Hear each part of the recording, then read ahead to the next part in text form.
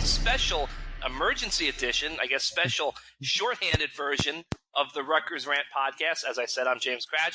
I'm here with my partner on the Rutgers beat, Keith Sargent. Steve Politti is on vacation.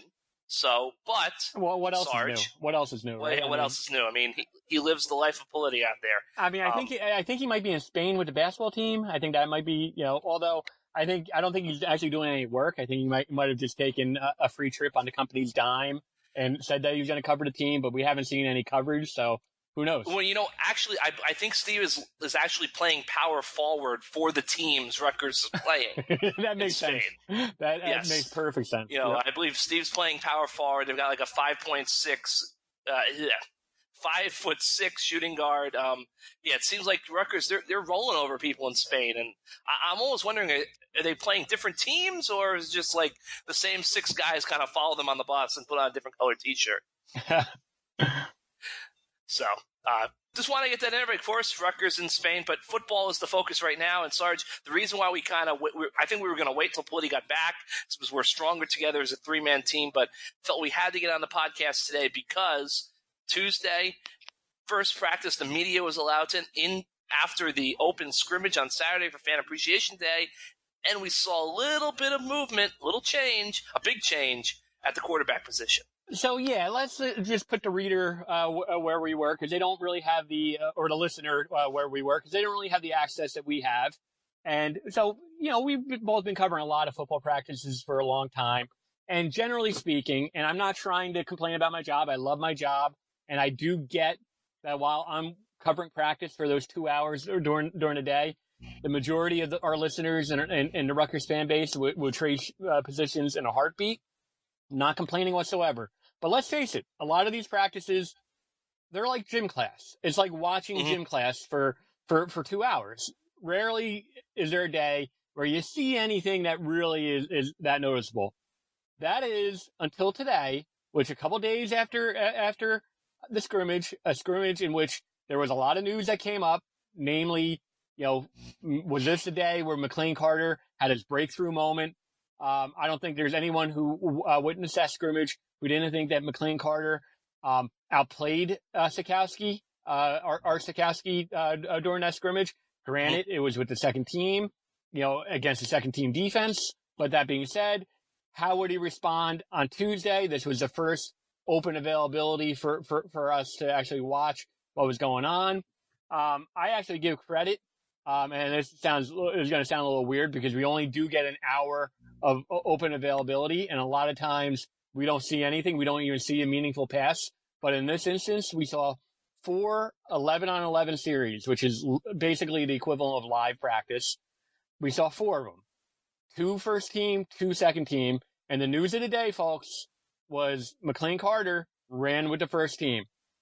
Both Cratch and I both said, coming out of Saturday scrimmage, before this is a bona fide quarterback competition, McLane Carter has to run with the ones. He has to run the first team offense. There's no way he could be named the starting quarterback come August 30th without getting some sort of feel. And by a feel, we're probably talking about 2 weeks of practice running with the first team offense. There's no way you could just all of a sudden expect him to all of a sudden lead the first team offense without ever doing it.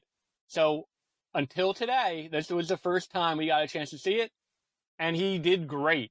Granted, it was only 1 series that we saw, but he led the team down for a touchdown. He completed a long pass. It was eye-popping.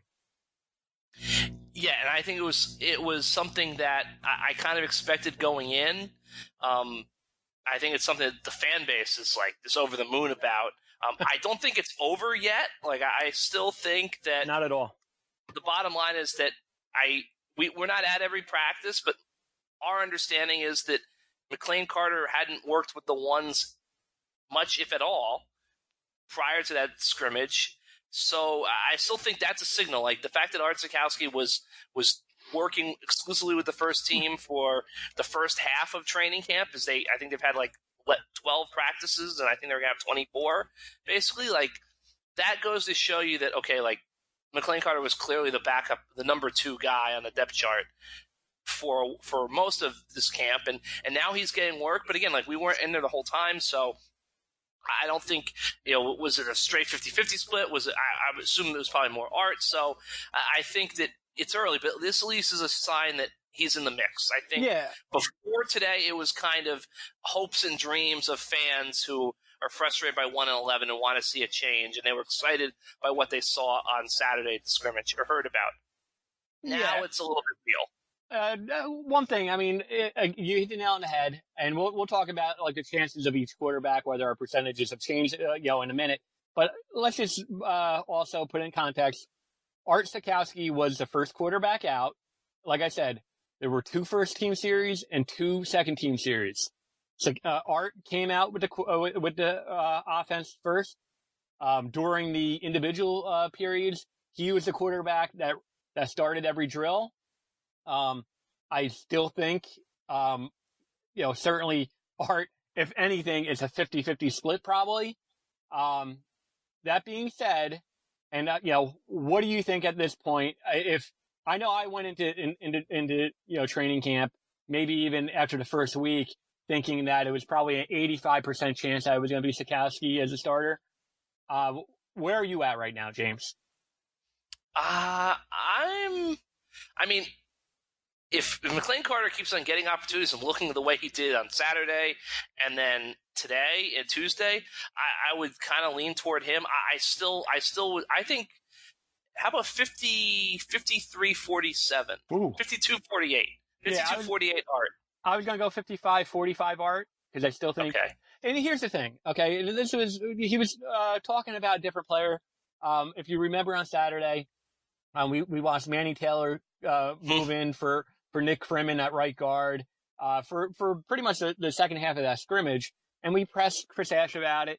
And he said, and he totally threw cold water on it. He said, no, Nick Freeman has been our number 1 right guard all spring practice and then all of fall camp. He's our number 1. Case closed. Stop asking about that question. So for whatever reason, Manny Taylor went in. Didn't appear to be an injury, but whatever reason he came in, Chris Ash poured cold water on it. My point is, Artur Sitkowski, since the end of last season, through 15 spring practices, through the first 2 weeks of camp, has been the number 1 guy. I do not think that based on a solid first scrimmage, and then whatever he did today, and then even whatever he does the rest of the week, that they're just going to give up on Artur Sitkowski. They've invested a ton in him. He obviously knows the playbook very well. There's a lot of talent there. I do not think for 1 second that they're going to just give up on him. That being said, I do think that this might be the first inkling that they are open to a quarterback change and starting McLane Carter, because, and here's the thing, I do not want to make too much out of 1 first-team series that we saw, but the offense moved. I mean, there was just at least from my perspective watching it, and again, there's someone who's watched a lot of practices over the years, there just seemed to be a bounce in the step. Did you see the same thing, James? I did. I mean, look, there's no denying, like, McLane Carter is more mobile than Art, and that's going to be a benefit for him because, the offensive line's bad. Like, you saw the scrimmage. Fans who were there saw the scrimmage. They were horrible on Saturday. And that was one of the second most telling thing for me, besides obviously McLane Carter taking first-team reps, is that the same starting 5 was out there. I will say this. I will say this, and you're right about that, but I did press Chris Ash about that in Chicago back at Big Ten Media Day, and he did say that Artur Sitkowski has a lot more mobility than people know. This was a direct quote. I agree with that. And he basically said that the reason why you didn't see it as much is they weren't all that confident in their number 2 options, and that's no slight against Gio Ruscino, but I just don't think I think they felt all along that Artur Sitkowski was the better of the 2, and they didn't want to get Art hurt, in a needless situation. Now, with the way the offense is going to be run, I think that if it is indeed Art, that I think we could see Sitkowski run the ball a little bit more this season. No, but I guess my point was just the protection's going to break down a lot this season. I looked at the offensive line. I was not impressed in the spring when the coaching staff is talking it up. I've not been impressed in the summer. I thought it was very poor during the scrimmage. And I look at the depth there, like they don't really have anywhere to go in some of those positions. Yeah, I don't want to make McLane Carter out to be a No, he's not. He's not Mike Vick. Like he's not going to run for 1,000 yards. And he was in an offense at Texas Tech. He was in an offense at Texas Tech that was that type of gun run where quarterbacks, but generally speaking, but he didn't do that. Even at his junior college stop, he didn't have gaudy rushing numbers. So I don't perceive him. We haven't seen him all that much of him. But from what I have seen of him, I think he's more of a pocket quarterback like Sitkowski. Correct. And I will say another thing, too. Like, fans keep on bringing up, he was at Texas Tech. Those offenses, I would venture to guess, based on what you hear from guys those offenses, they translate to the NFL, they're not necessarily as kind of complex and complicated as a John McNulty scheme is going to be. So I think that's another thing that you really can't measure, and we'll have to ask Chris Ash about this on Thursday. He didn't speak to the media after practice Tuesday, but where does he kind of stand in the whole understanding the whole galaxy of the playbook? I think that's a factor. We know Art knows the playbook front to back to front. Yep. Does McLane Carter comprehend the entire playbook? Because that also could be a factor. We're not in the huddle. Like, what plays are they calling? When he's in there as opposed to Art. What concepts are they working? So I think that's another thing, too, is how much does he kind of grasp the entire thing. Well, I think they're both going to play against UMass. We'll see who starts, but I think they're both going to play. And I thought someone said, hey, they might need both this entire season because that offensive line is a major liability. And, knock on wood, but Rutgers last year was remarkably healthy at running back. I think Hillman played 11 games. Everyone else played 12. And they were remarkably lucky health-wise at quarterback. Art had a couple of injury scares, but he always was ready for the next game. Yeah. How often does that happen to a team 2 years in a row when they don't have a great offensive line? I think what we know at this point, what we've seen, and just talking to John McNulty the way we have, he does not think that. I think he's confident enough in the running backs.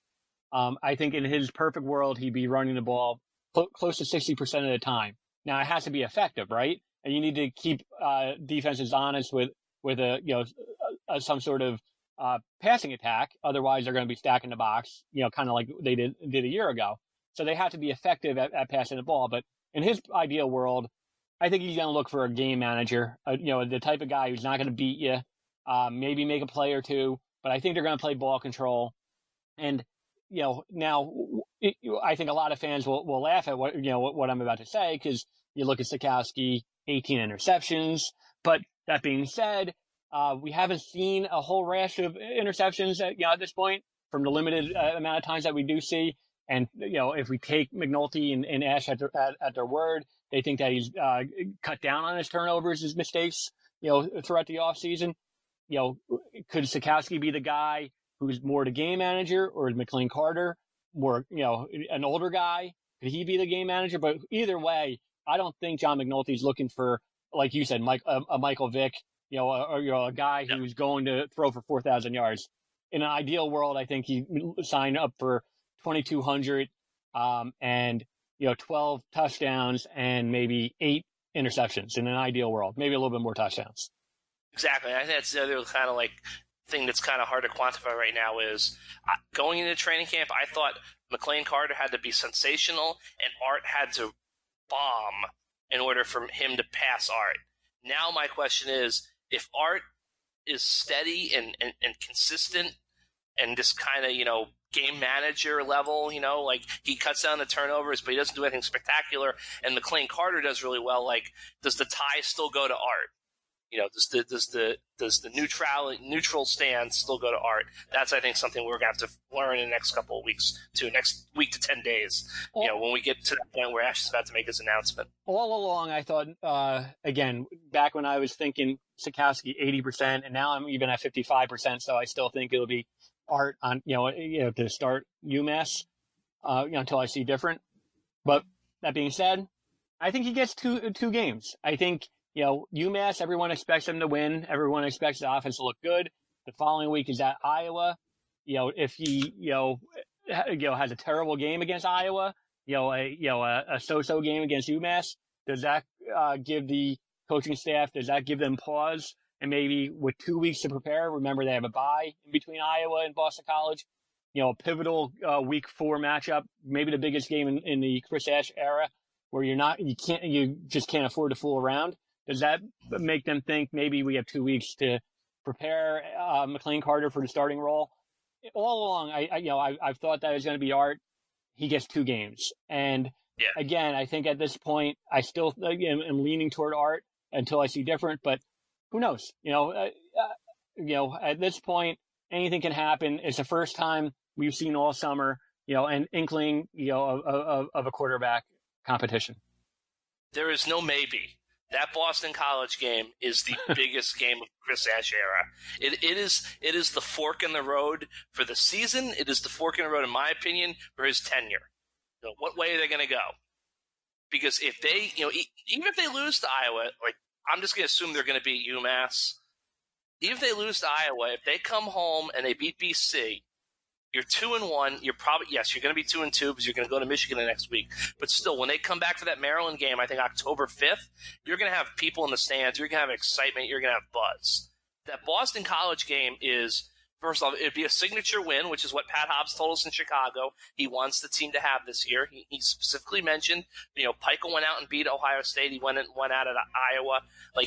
Pat Hobbs wants to see the football program have those sort of wins, those signature victories. It'd be one of those, be Ash's biggest win at Rutgers, and I think it would, big recruiting win. Obviously, BC recruits the state pretty well, and I think it would generate a level of excitement that, beating, Indiana wouldn't necessarily generate. It would create a buzz that it would make people optimistic that the season could have a positive ending, that maybe a bowl game could happen.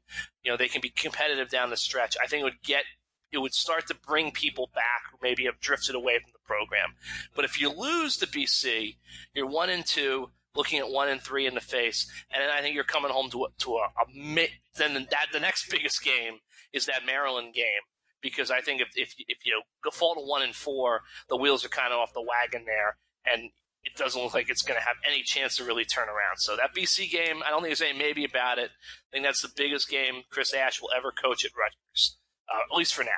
Yep, agreed. A few other football things, just from the scrimmage. You really get the feeling that the starting 11 on both sides is pretty close to set, Yes. with a few positions, one being the strong safety spot, or one of the safety spots. And it was interesting. We saw Malik Dixon and Christian Izzian both splitting reps, at that spot all along. I think we might have mentioned this on a podcast earlier during the offseason that Malik Dixon is a guy who the coaching staff clearly thinks has the talent to maybe potentially play on Sundays at some point. Not a lot of guys on the defense you can say the same thing about, at least at this point. There's a lot of talent there. Clearly the guy had some legal issues. He was one of the 8 guys who was involved in the credit card fraud scheme a year ago. He was allowed back to the program before spring camp on a probationary basis. He's clearly passed that hurdle. He's still with the team. I talked to him today. You talked to him as well for a few minutes. I thought he was good. He was clearly prepared by the Rutgers media relations staff, which is normal. So he said all the right things. But yeah, I think that will be one of those storylines for the rest of it. If fans are looking for non-quarterback storylines, that safety spot is an intriguing one. Along the defensive line, I think they're going to do a lot of different things to kind of compensate for the lack of size. I think they're going to Chris Ash has already said, Andy Booth said, they're running a 3-4. So that means 3 interior defensive linemen and then 4 linebackers. And then even Noah Joseph said today, it's going to be the best 11. So if that means 5 linebackers on the field at the same time, so be it. So I don't think that we're going to see a whole lot of position movement on the depth chart the rest of the way. What do you think? I mean, what are some of the storylines you'll be watching the rest of camp? I mean, I just want to see how this wide receiver group shakes out because, even for all the young guys, I know he's dinged up at Stanley King, Isaiah Washington, Jalen Jordan, Davon Robinson. they're still kind of, Shameen Jones, Bo Melton, Mo Jabby, Eddie Lewis. Like, we're still seeing that same group running out there with the first team. And look, maybe those guys are all about to make big leaps. I certainly think Eddie Lewis I would say, if I looked at that four I just mentioned, I would say he's going to have the best season of the bunch because I think he's been, one of the better wideouts in camp so far. But just, we talk about the quarterback all the time and the offensive line, but like, we still are seeing a lot of drops when we're in practice. And we're not in practice for a long time. So the fact that we're saying we're seeing a lot of drops at practice when we're there, that's got to concern you, especially with this is a team that really struggled to drop the ball last year. And you look back at some of those moments from last season, Rutgers was moving the ball in some games and had a chance to maybe, score a touchdown, get into a game, stay in a game. And the wide receivers could not hold on to the ball. So that's a big concern for me. Also, their tight end depth is pretty scary right now. Kyle Peniston is out with injury. Jonathan Lewis is out with an injury. Matt Alimo is a guy who obviously a lot of potential, a lot of promise, but he hasn't played in the college game yet. And then it's a bunch of walk-ons. Yep. Like some of these guys like Brandon Myers, Cooper Heisey, Jonathan Pimentel, they flash. They could be contributors here someday, but they're young and they're walk-ons. They don't have much experience. So I look at that tight end group, and I know I've been talking about for months that are they going to be able to block effectively? Are they going to be able to help in pass protection, help in the run game? But Rutgers just does not have a lot of bodies there, healthy bodies there right now. But they don't have anybody who's played the college game, I believe, there right now that's healthy. So that's a major concern. Oh, for sure. And I think that the offensive line, you kind of touched on it before, they were, not good in the scrimmage. I think that's obviously going to be one of those issues. Chris Ash has said, I think we know who the starting five are going to be. We're talking about Raekwon O'Neal at left tackle. We're talking about Vineski at left guard, Maietti at center, Crimmon at right guard, and then Kamal Seymour at right tackle. It's probably going to be another area where if they really struggle first 2 weeks, particularly at Iowa, a legitimate Big Ten defensive line, then maybe you see some changes. But at this point, the rest of the summer, I think we know who the starting five will be. Okay. So we're not going to go super long today because obviously no true and false because we don't have our captain, Politi, here. But we are going to answer some of your questions to our text service, Rutgers Sports Insider. And if you've signed up, thank you so much. If you haven't, we have a promo code, podcast. I'm not going to spell podcast out again letter by letter. I think you guys got it figured out. That'll give you 50% off your first month subscription. Rutgers Sports Insider, our new kind of text program that we're very thankful. People have really responded to it well. So we're really excited. The minute we got out of practice today, Sarge, we sprinted to our cars and we fired off a text to tell the world that McLane Carter had gotten first team reps. So that's where we go. I mean, you are the first to know if you are subscribed to our system. So I'll just run through these questions real quick. First one, we'll hit on the quarterback. Would love to hear your thoughts on the pod regarding what starting Carter would mean. Is it Chris Ash admitting that he basically threw 2018 to get Art experience for nothing? Does it signal Ash knows he needs significant improvement now and he has a number of wins in mind? And the third part of the question, what's the team's ceiling with Carter versus Art from a wins perspective? Those are three great questions. Yes. To themselves. I'll try to knock them off. Yes. I think what it signals is, self-preservation. Everyone knows. I mean, he's not naive to the fact that it's year 4, and whether he has an AD who clearly doesn't want to make a change and supports him. That being said, there is a certain expectation at this point that they're going to need to have show significant improvement, and what it means is self-preservation. If he had the luxury, what we saw last year is he went with a freshman quarterback. Remember, all the talk last year coming out of after that decision was Rutgers needs to develop a quarterback. For them to have any chance going forward, they need to develop a quarterback. That's not what it's about now. Now it's about winning games, showing significant improvement. So I think it's self-preservation. But that's not a negative or anything. I just think that, that's what it shows. The ceiling with McLane Carter is probably a little bit too early to tell. Look, the guy obviously was handed the starting job, at a program that has a prolific offense year in, year out, that has a coach who's now, a head coach in the NFL, who clearly knew what he was doing. So it is intriguing to think about the possibility that, that Rutgers could have a guy like that. But, last I checked, John McNulty's not running an air raid offense. He's No. going to run, which is actually, more news that we haven't touched on since last week. He's going to run a spread, probably a little bit more conservative spread than a lot of spreads go, because, their strength is going to be, in the run game. So, they're not going to be throwing the ball, 50 times a game unless something woefully went wrong. So, a little bit too early to tell on the ceiling. And then the third part of the question was, James, what was the third part? I believe, well, I think you hit on everything. It was just, is he admitting he basically threw 2018 to get art experience for nothing? I don't think that's the case, because while I definitely think that, developing Art was part of the rationale for starting him, I mean, Ash, they thought Art was better than Gio. Like, that's just the bottom line. I know some fans don't agree with that or don't see how they came to that conclusion, but that's the truth. They thought Art was better, and that's why they went for him for the first 11 games. Obviously, they kind of capitulated at the end of the season after the bad game against Penn State. I think you're right. Like, when Ash was put on the CBS Sports hot seat list last year, and Pat Hobbs sent the tweet, he wasn't really on the hot seat. He wasn't really on the hot seat. He is on the hot seat now. Yeah. Like that hot seat talk, Yahoo, AP, everyone, like, that's legitimate hot seat talk. Like, this is a pivotal year for him. In terms of ceiling with Carter versus Art, I mean, I think it's too early to tell. You're right. But what I look at it is, if you look at last year's games, the games that, with the exception of the Maryland game, where obviously Art, they were abysmal. I think Art threw 5 picks that game.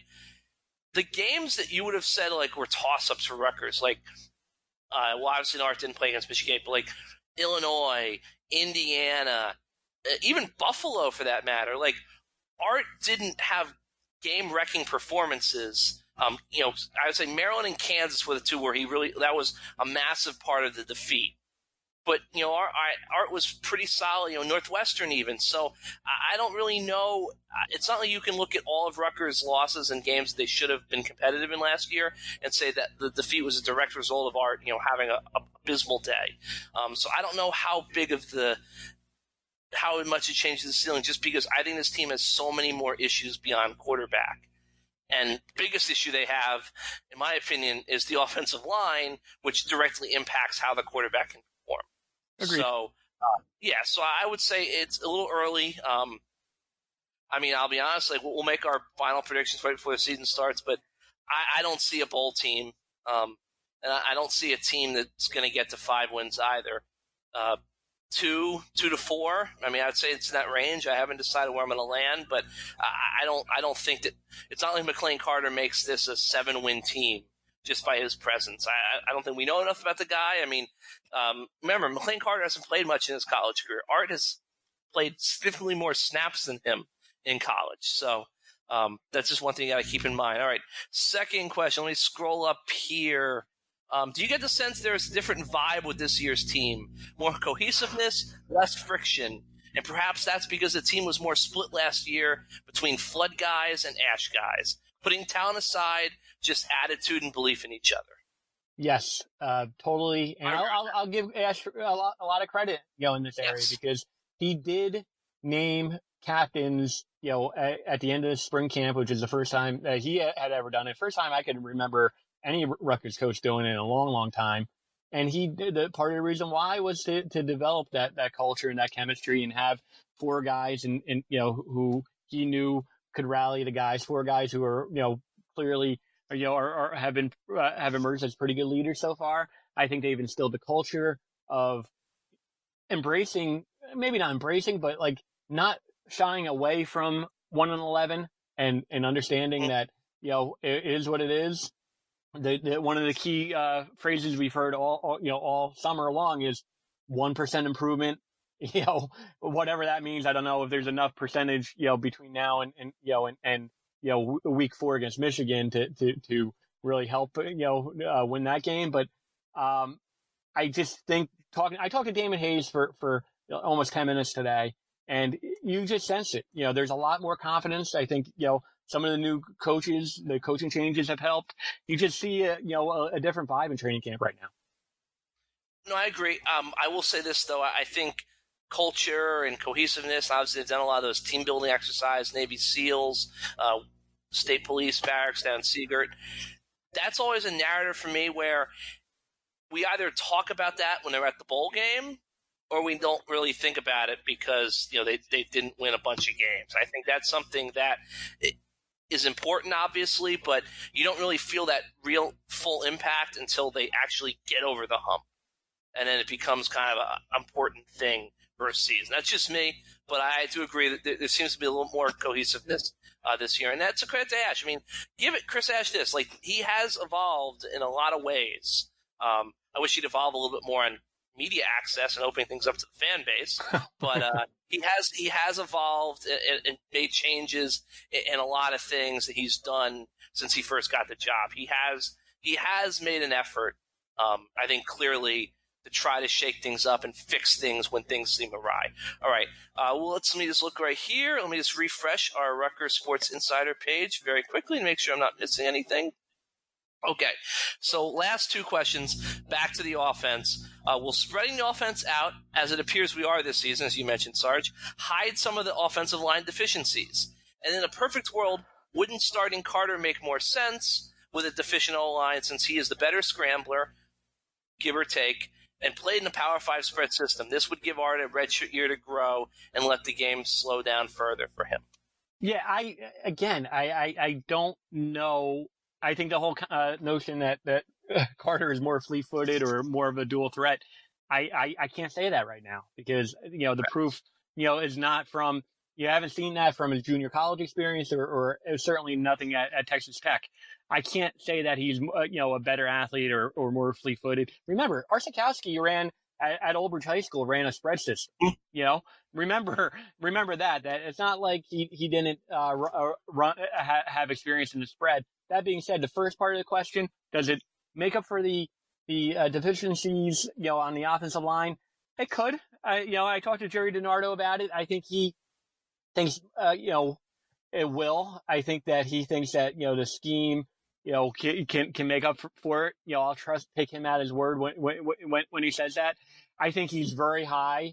And you saw that from the Big Ten Network segment. He's very high in what Rosamondo has been doing.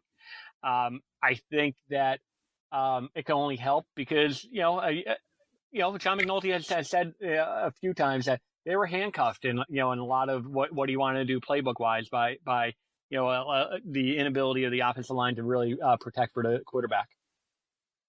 Yeah, I mean, my thing with that is if they were going to throw a lot of quick passes, I would say yes. But from what we've seen so far, and granted, we haven't seen everything, I do think you'll see some quick passes, to guys like Eddie Lewis in space, Raheem Blackshear. But it also seems like we've seen a lot of intermediate routes, and they still want to throw the ball down the field. So in that sense, I don't know how much it can impact. Another quick thing I'll say about the scrambling, factor. Art's a guy who for better or worse, he tends to stay in the pocket. He'll take a hit, to try to deliver the ball, maybe sometimes to his detriment. Where with Carter, we haven't seen him from, but I remember last year there were some games when Gio would go in where, Gio would take off pretty quickly. And that obviously, sometimes I think if guys take off quicker than others, that gets perceived as they're better scramblers or they're more fleet of foot. So I think we still have to wait and see on that. Like, is Carter a guy who's going to hang in there and only take off when everything completely breaks down? Because I think we've seen with Art in the past, he is a guy who tries to stand in there and find something before he takes off. Correct. Okay. That's it for our questions. Rutgers Sports Insider, thank you to everyone who sent one in. Thank you to everyone who subscribed. If you haven't subscribed yet and you're interested, promo code podcast. If you listen to this podcast, you can get the first month half off. New subscription system. Having a lot of success, and it's not just football. I dropped wrestling news today. We've had other sports, hoops, obviously, everything else you can think of, everything Rutgers Sports, all day. Not all day, but within reasonable hours. We're not going to wake you up at 2 a.m. But it's been a lot of fun. You get me, you get Sarge, you get Blitty, you get Todrick, everything. So Rutgers Sports Insider, promo code podcast if you're interested. Sarge, I think that's it. Our first two-man show together. I think Politi might be Wally pipped. I think you've done such a good job, hosting at the very beginning. I think that, Politi who is going to be the hashtag that going forward on social media. It's been a while since I introed a podcast. Well, you did a great job. Duggan was here the last time I introed a podcast. It's been a while. So, all right, that's it for us. We'll stop blabbering and let you get back to your day. Thank you, as always, for listening. Rutgers Ran Podcast. He's Keith Sargent. I'm James Cratch. Stay tuned. We'll be back next week. And I promise you guys, Steve Politi will be back. True and False will be back. And we'll talk about, I guess, the latest in this quarterback competition that it seems we have. I know, Sarge, it's 150th year of Rutgers football. We could not have that without a quarterback controversy. It's 150th year of a quarterback competition. Anyone else? I don't know. I don't think they had the one like Teal's senior year. I don't think they had one. Yeah, every other year, but even in Paul Robeson days, I think there was a quarterback competition. That's true. All right, thank you guys for listening. See you next time.